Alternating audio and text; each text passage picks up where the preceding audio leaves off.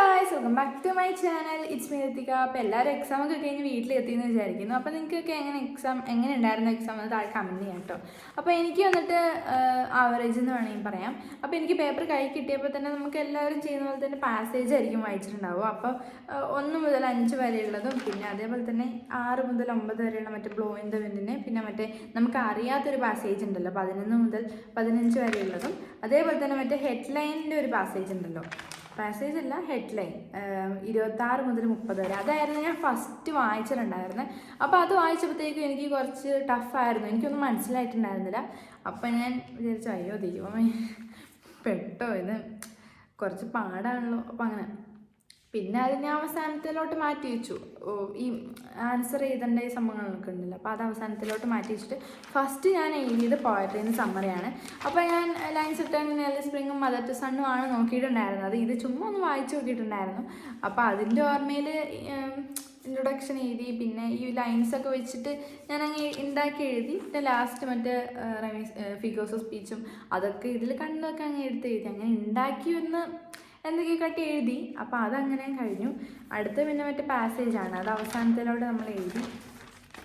പിന്നെ മറ്റേ 7 മാർക്കിൻ്റെ ക്വസ്റ്റ്യൻ ആണ്, ഇതിലേതെങ്കിലും ഒരെണ്ണം സെലക്ട് ചെയ്യാൻ. അപ്പോൾ റൈറ്റപ്പും റിവ്യൂ ആയിരുന്നു വന്നിട്ടുണ്ടായിരുന്നത്. ഞാൻ റിവ്യൂ ആണ് എഴുതിയത്, മറ്റേ നെവർ നെസ്റ്റിൻ്റെ. മറ്റേ ദ ബെസ്റ്റ് ഇൻവെസ്റ്റ്മെൻറ്റ് എവർ എനിക്ക് കുറച്ച് അറിയെങ്കിലും എനിക്ക് നെവർ നെസ്റ്റ് കുറച്ചും കൂടെ അറിയായിരുന്നു. അപ്പോൾ 7 മാർക്കിൻ്റെ ആയത് നമുക്ക് കുറേ എഴുതണമല്ലോ, അപ്പോൾ എന്നാലും മാർക്ക് കിട്ടുള്ളൂ. അപ്പോൾ ഞാൻ വിചാരിച്ചു റിവ്യൂ എഴുതാണ്. അപ്പോൾ അത് എഴുതി. ഒരു 2 പേജ്, പിന്നെ നമുക്കറിയാലോ ചെറിയ ഇതാണല്ലോ, അപ്പോൾ 2 പേജ് എഴുതി. 2 പേജ് മീൻസ് ഒരെണ്ണത്തിൻ്റെ അപ്പുറം ഇപ്പുറം അങ്ങനെ എഴുതി. പിന്നെന്ന് പറയുമ്പോഴത്തേക്കും ആൻസർ എനി 2 ഓഫ് ഫോളോയിങ് 5 മാർക്കിൻ്റെ ആണ്. അതിൽ ഡയറി എൻട്രിയും പിന്നെ നോട്ടീസും അതേപോലെ തന്നെ 5 ക്വസ്റ്റ്യൻസിൻ്റെ ആ സംഭവങ്ങളാണ് വന്നിട്ടുണ്ടായിരുന്നത്. ഞാൻ എഴുതിയെന്ന് പറഞ്ഞാൽ ഡയറിയും മറ്റേ 5 ക്വസ്റ്റ്യൻസും ആയിരുന്നു. എനിക്ക് തോന്നുന്നു ഭൂരിഭാഗം പേരും അത് തന്നെ ആയിരിക്കും എഴുതിയിട്ടുണ്ടാവും. നോട്ടീസ് എന്തായാലും എടുത്തിട്ടുണ്ടാവും എല്ലാവരും. അത് അത്യാവശ്യം സിമ്പിളായിട്ട് എഴുതാവുന്നതാണ്. അപ്പോൾ എല്ലാവരും അത് തന്നെ ആയിരിക്കും എടുത്തിട്ടുണ്ടാവുക. അത് ഇംഗ്ലീഷ് അങ്ങനെയൊക്കെ പറഞ്ഞിട്ട് എഴുതാം. അപ്പോൾ അത് സിമ്പിളായിരിക്കും, അതെനിക്ക് എഴുതിയിട്ടുണ്ടാവുക. പിന്നെ അടുത്തതെന്ന് പറയുന്നത് 6 മാർക്കിൻ്റെ ക്വസ്റ്റ്യനാണ്. അതിൽ വന്നിട്ടുണ്ടായിരുന്ന ക്യാരറ്റ് സ്കെച്ച് ഓഫ് മാർത്ത. അത് എനിക്ക് തോന്നുന്നു എല്ലാവർക്കും സിമ്പിളായിട്ട് എഴുതാൻ പറ്റുമെന്ന്. മറ്റേ സ്കോളർഷിപ്പ് ജാക്കറ്റിൻ്റെ ആ കാര്യങ്ങളും പിന്നെ മാർത്തേൻ്റെ എക്സ്പീരിയൻസും ആ സംഭവങ്ങളൊക്കെ വെച്ചിട്ട് എനിക്ക് തോന്നുന്നു കൂടുതൽ പേര് മാർത്തേൻ്റെ ക്യാരറ്റ് സ്കെച്ച് എടുത്ത് എഴുതിയിട്ടുണ്ടാവും. അത് അത്യാവശ്യം സിമ്പിളായിരുന്നു തോന്നുന്നു. പിന്നെ നാരേറ്റീവും ന്യൂസ് റിപ്പോർട്ടും ആയിരുന്നു. അപ്പോൾ ഞാൻ എഴുതി. പിന്നെ സ്പീച്ചും ഉണ്ടായിരുന്നു കേട്ടോ. എനിക്ക് തോന്നുന്നില്ല സ്പീച്ച് അങ്ങനെ കുറേ പേര് എഴുതുന്നു. അപ്പം ഞാൻ എഴുതിയെന്ന് പറയുന്നത് ക്യാരറ്റ് സ്കെച്ച് ഓഫ് മാർത്തി, പിന്നെ നറേറ്റീവാണ് മറ്റേ സ്നേക്ക് ആൻഡ് ദ മിറർ. അപ്പോൾ അതിൻ്റെ നമുക്ക് സമ്മറി പഠിച്ചൊക്കെ വെച്ചിട്ട് അത് നറേറ്റ് ചെയ്തു. അപ്പോൾ ആ 2 സാധനങ്ങളാണ് 6 മാർക്കിൻ്റെ ഞാൻ എഴുതിയിട്ടുണ്ടായിരുന്നത്. പിന്നെ അടുത്തത് നമ്മളെ പ്രൊഫൈലാണ്. പ്രൊഫൈൽ എന്ന് പറയുമ്പോഴത്തേക്കും ഞാൻ വിചാരിച്ചു ലെഫ്റ്റ് സൈഡിലുള്ളതൊക്കെ നമുക്ക് കുറച്ച് ടഫായിട്ടുള്ള തരുമെന്ന്. പക്ഷേ നമുക്ക് പരിചയമുള്ള കാര്യങ്ങളാട്ടോ. ഫുൾ നെയിം, പിന്നെ famous as, notable works include, awards, പിന്നെ അസോസിയേറ്റഡ് മൂവ്മെൻറ്റ് എന്ന് പറഞ്ഞിട്ട് അതെങ്ങനെ എഴുതണം എന്നുള്ളൊരു കൺഫ്യൂഷൻ ഉണ്ടായിരുന്നു. പിന്നെ റെഡിയായി. അപ്പോൾ അത് അങ്ങനെയായിരുന്നു പ്രൊഫൈല്. പിന്നെ അടുത്തത് ഹെഡ്ലൈനാണ്. അപ്പോൾ അത് ഞാൻ അവസാനത്തിലോട്ട് മാറ്റി വെച്ചിട്ട് എഴുതിയിട്ടുണ്ടായിരുന്നു. അടുത്തത് ന്യൂസ് റിപ്പോർട്ടാണ്. അപ്പോൾ എനിക്ക് തോന്നുന്നു കുറേ പേർക്ക് ഗ്രാമർ കുറച്ച് പേടിയുള്ളവരാണ്.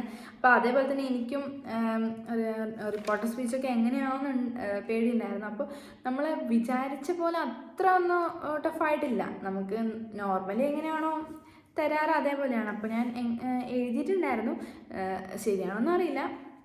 അപ്പോൾ റിപ്പോർട്ടർ സ്പീച്ച് എഴുതി. അടുത്തത് എഡിറ്റ് ചെയ്ത പാസേജാണ്.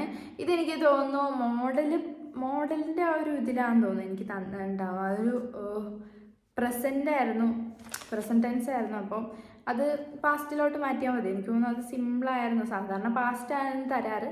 അപ്പോൾ എനിക്ക് തോന്നുന്നു ഇത് എല്ലാവർക്കും സിമ്പിളായിട്ട് ചെയ്യാൻ പറ്റിയെന്ന്. അടുത്തതെന്ന് പറയുന്നത് ഒരു ഫ്രൈസൽ വെർബാണ്. അതും ഇതേപോലെ തന്നെ ഞാൻ വിചാരിച്ചു ടെക്സ്റ്റിൻ്റെ ഉള്ളിൽ നിന്നൊക്കെ തരുമെന്ന്. അപ്പോൾ പക്ഷേ നമ്മളെ ലിസ്റ്റിലുള്ളതാണ് make out, spring up, taken aback, run away, ആ സംഭവങ്ങളൊക്കെ നമുക്ക് നമ്മുടെ ലിസ്റ്റിലുള്ളത് വന്നുകൊണ്ട് തന്നെ അത്യാവശ്യം എല്ലാവർക്കും ചെയ്യാൻ പറ്റിയെന്ന് വിചാരിക്കുന്നു. അപ്പോൾ അങ്ങനെ ചെയ്തു. അടുത്തതെന്ന് പറയുന്നത് എഡിറ്റിംഗ് ആണ്. എഡിറ്റിങ്ങും അതേപോലെ തന്നെ അത്യാവശ്യം കുഴപ്പമില്ലായിരുന്നു, അത്യാവശ്യം ചെയ്യാൻ പറ്റിയായിരുന്നു. പിന്നെ അടുത്തത് കോൺവെർസേഷൻ കംപ്ലീഷനാണ്. അത് മറ്റേ അലീൻ്റെയും ജെൻ കളക്ടറിൻ്റെ ആയിരുന്നു. അതും അതേപോലെ തന്നെ ഫസ്റ്റ് നമ്മളെ ക്വസ്റ്റ്യൻ എന്തുവാ അത് ഡോണ്ട് യു അതാന്ന് തോന്നുന്നു ഞാൻ എഴുതിയിട്ടുണ്ടായിരുന്നേ. പിന്നെ നമ്മളെ WH ക്വസ്റ്റ്യൻസും SOറിൻ്റെ ക്വസ്റ്റ്യൻസും പിന്നെ വുഡ് യു മൈൻഡും അതേപോലെ തന്നെ യു ഹാഡ് ബെറ്റർ അതായിരുന്നു വന്നിട്ടുണ്ടായിരുന്നത്. സൈലത്തിൻ്റെ ലൈവ് നിങ്ങൾ കണ്ടോയെന്ന് എനിക്കറിയില്ല. അതിൽ ഇതേപോലെ തന്നെ നമുക്ക് കുറേ ക്വസ്റ്റ്യൻസ് പ്രാക്ടീസ് ചെയ്യിപ്പിച്ചിട്ടുണ്ടായിരുന്നു.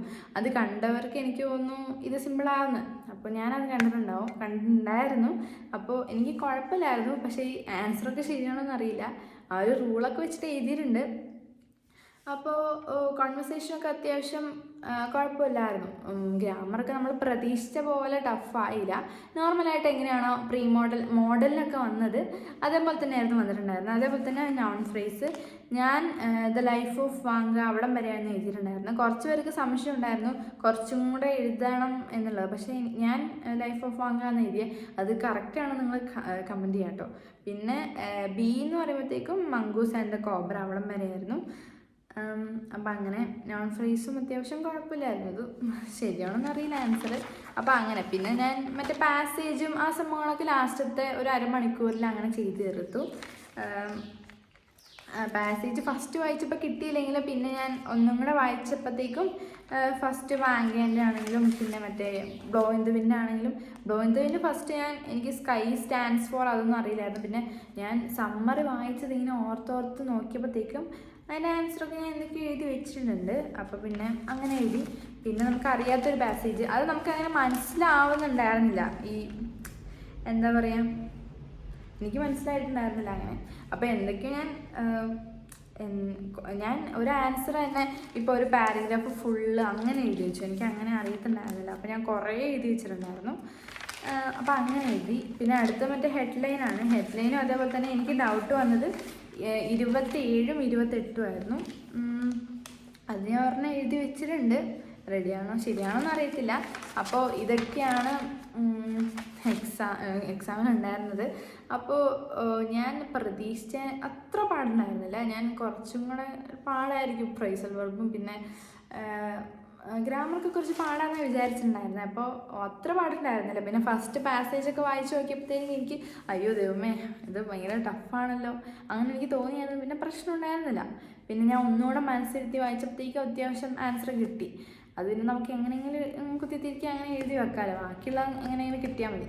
അപ്പോൾ ഞാൻ ഫസ്റ്റ് മറ്റേ ഡിസ്കോഴ്സൊക്കെ എഴുതി വെച്ച് ലാസ്റ്റ് ഇങ്ങനത്തെ പാസേജിൻ്റെ ആൻസർ എഴുതിയായിരുന്നു ചെയ്തിട്ടുണ്ടായിരുന്നത്.